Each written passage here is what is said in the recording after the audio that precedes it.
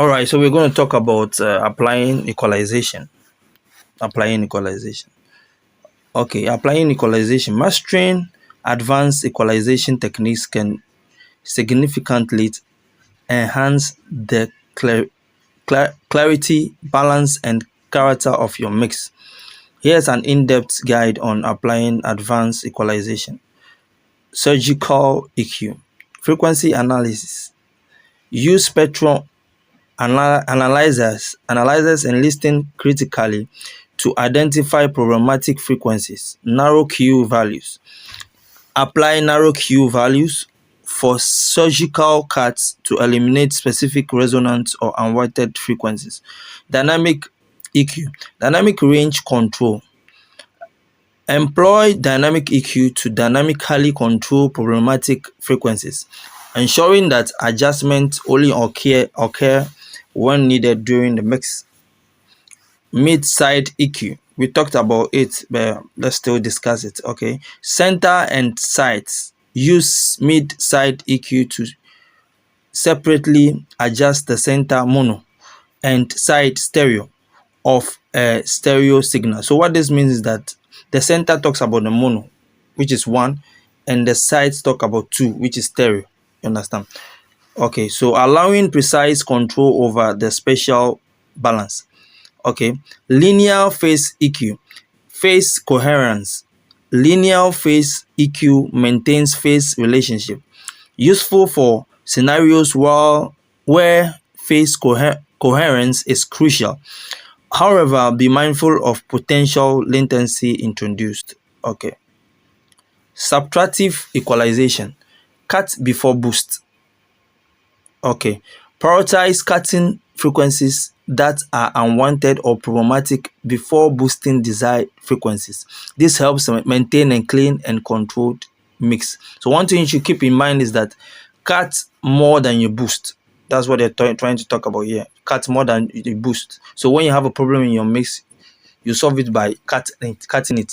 You work on it by cutting it. Let's say there's a noise or something in a mix that needs to be gotten rid of. Use the equalization or a subtractive equalization to cut that problematic EQ. Okay, so harmonic EQ.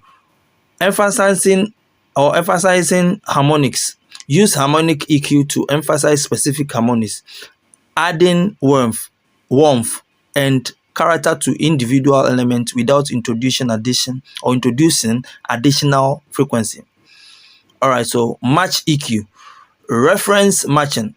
Utilize match EQ tools to match the tonal balance of a reference track, ensuring your mix aligns with industry standards or desired sonic characteristics.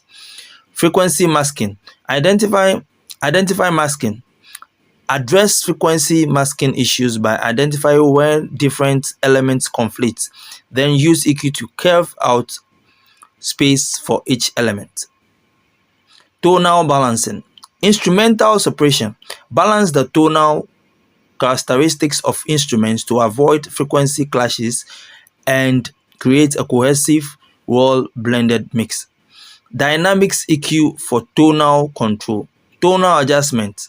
Use dynamic EQ to make subtle tonal adjustments based on the dynamic content of the signal, maintaining a natural and a dynamic mix.